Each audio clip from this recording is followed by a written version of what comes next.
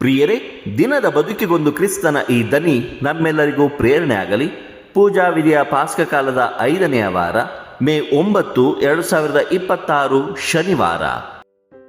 ಸಂತ ಯೋವಾನನು ಬರೆದ ಪವಿತ್ರ ಶುಭ ಸಂದೇಶದಿಂದ ವಾಚನ. 15ನೆಯ ಅಧ್ಯಾಯ 18ರಿಂದ 21ರವರೆಗಿನ ವಚನಗಳು. ಆ ಕಾಲದಲ್ಲಿ ಯೇಸು ತಮ್ಮ ಶಿಷ್ಯರಿಗೆ ಹೀಗೆಂದರು: ಲೋಕವು ನಿಮ್ಮನ್ನು ದ್ವೇಷಿಸಿದರೆ ನನ್ನ ಮೇಲೆ ಅದಕ್ಕೆ ಮೊದಲೇ ದ್ವೇಷವಿತ್ತೆಂಬುದನ್ನು ನೆನಪಿನಲ್ಲಿಡಿ.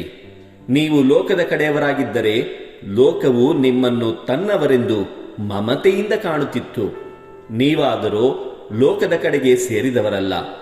ನಾನು ನಿಮ್ಮನ್ನು ಆರಿಸಿಕೊಂಡಿರುವುದರಿಂದ ನೀವು ಲೋಕದಿಂದ ಬೇರ್ಪಟ್ಟಿದ್ದೀರಿ ಎಂದೇ ಲೋಕಕ್ಕೆ ನಿಮ್ಮ ಮೇಲೆ ದ್ವೇಷವಿದೆ. ಧಣಿಗಿಂತಲೂ ದಾಸನು ದೊಡ್ಡವನಲ್ಲವೆಂದು ನಾನು ನಿಮಗೆ ಹೇಳಿದ್ದನ್ನು ನೆನಪಿಗೆ ತಂದುಕೊಳ್ಳಿ. ನನ್ನನ್ನು ಅವರು ಹಿಂಸೆಗೆ ಗುರಿ ಮಾಡುವರು.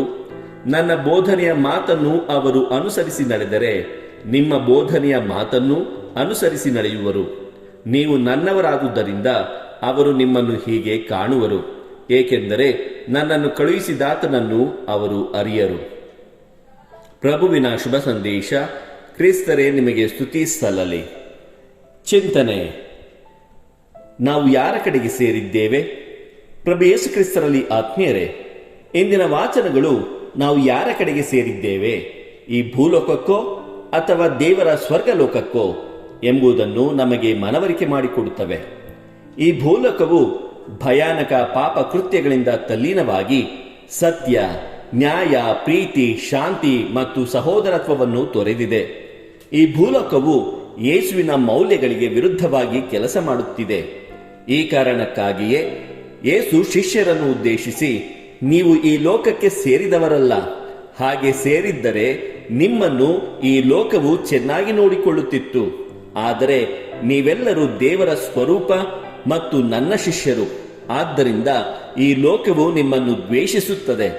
ಇದಲ್ಲದೆ ನನ್ನನ್ನು ಹಿಂಸಿಸಿದಂತೆ ನಿಮ್ಮನ್ನು ಸಹ ಈ ಲೋಕವು ಕಷ್ಟ ಕೋಟಲೆಗಳಿಗೆ ಮತ್ತು ಹಿಂಸೆಗಳಿಗೆ ಸಿಲುಕಿಸುವುದು ಎಂಬುದಾಗಿ ಇಂದಿನ ಶುಭ ಸಂದೇಶದಲ್ಲಿ ನಮಗೆ ತಿಳಿಸುತ್ತಾರೆ.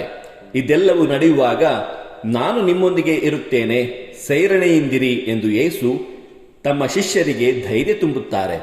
ಪ್ರಿಯರೇ, ನಾವು ಇಂದು ಯಾರ ಪಕ್ಷದಲ್ಲಿ ಇದ್ದೇವೆ? ಯಾರ ಮೌಲ್ಯಗಳನ್ನು ನಮ್ಮ ಜೀವನದಲ್ಲಿ ನಾವು ಎಷ್ಟು ಅಳವಡಿಸಿಕೊಂಡಿದ್ದೇವೆ ಎಂದು ನಮ್ಮ ಅಂತರಾಳವನ್ನು ದೃಷ್ಟಿಸಿ ನೋಡಬೇಕಾಗಿದೆ. ನಾವೇನಾದರೂ ಎಡವಿದ್ದಲ್ಲಿ ಕರುಣಾಭರಿತ ಯೇಸುವಿನ ಗುಣ ಮೌಲ್ಯಗಳು ನಮ್ಮದಾಗಿ ನಮ್ಮನ್ನು ದೇವರ ಮಕ್ಕಳಾಗಿಡಲೆಂದು ಇಂದು ನಾವು ವಿಶೇಷವಾಗಿ ಪ್ರಾರ್ಥಿಸೋಣ. ದೇವರು ನಮ್ಮೆಲ್ಲರನ್ನು ಆಶೀರ್ವದಿಸಲಿ. ಇದು ಧ್ವನಿ ಮಾಧ್ಯಮ ಮನೆಯ ಕೊಡುಗೆ. ಧ್ವನಿ ವಂದನೀಯ ಸ್ವಾಮಿ ಶಾಂತಕುಮಾರ್ ಜೆ, ಬೆಂಗಳೂರು ಮಹಾಧರ್ಮ ಕ್ಷೇತ್ರ. ಪ್ರಿಯರೇ, ಈ ಚಾನೆಲ್ ಅನ್ನು ಸಬ್ಸ್ಕ್ರೈಬ್ ಮಾಡಿ ಪ್ರತಿದಿನ ದೇವರ ವಾಕ್ಯವನ್ನು ಆಲಿಸುತ್ತಾ ಅದನ್ನು ಇತರರೊಂದಿಗೆ ಹಂಚಿಕೊಳ್ಳಲು ನಮಗೆ ನೆರವಾಗಿರಿ. ಧನ್ಯವಾದಗಳು.